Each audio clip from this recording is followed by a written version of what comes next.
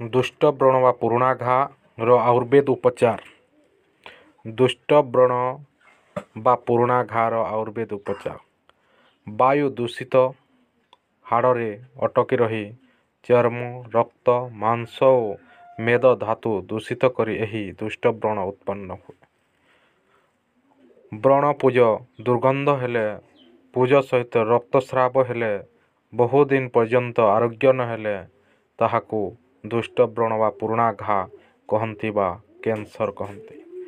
ଚିକିତ୍ସା: ଅନନ୍ତମୂଳ ଚେରକୁ ବାଟି ଦୁଷ୍ଟ ବ୍ରଣ ଉପରେ ଲେପ ଦେବେ ଘା ଆରୋଗ୍ୟ ହେବା ପର୍ଯ୍ୟନ୍ତ।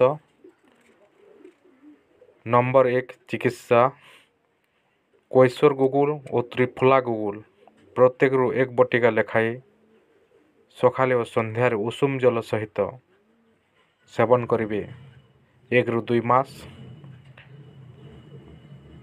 ନମ୍ବର 2 ବ୍ରଣରାକ୍ଷସ ତେଲ କିମ୍ବା ଜାତ୍ୟାଦି ତେଲକୁ ତୁଳାରେ ଲଗାଇ ଲେପ ଦେଇପାରିବେ।